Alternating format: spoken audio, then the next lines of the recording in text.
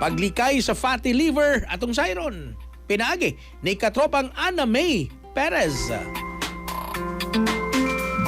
Himangnuan sa mga health experts ang publiko batok sa fatty liver disease nga usa ka sakit diin mo tapok ang sobrang tambok sa atay nga mahimong hinungdan sa seryosong problema sa panglawas kung pasagdan.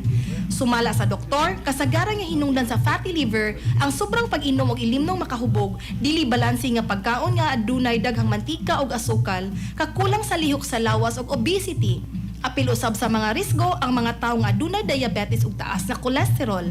Aron malikayan ang fatty liver, girekomendar ang himsong ug balanse nga pagkaon sama sa pagguno sa pagkonsumo sa mga pritong pagkaon, processed foods ug tamis nga ilimnon. Mas maayong piliyon ang mga gulay, prutas, isda ug pagkaong taas og fiber.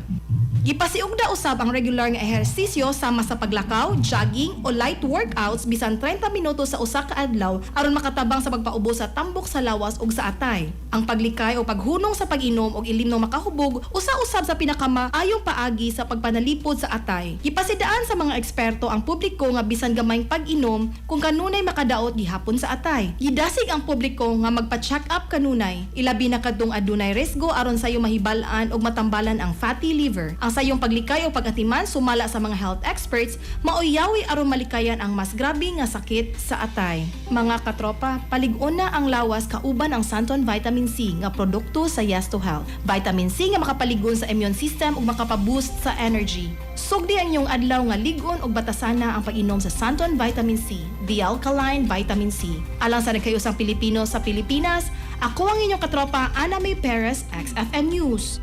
Kasikas Express Balita.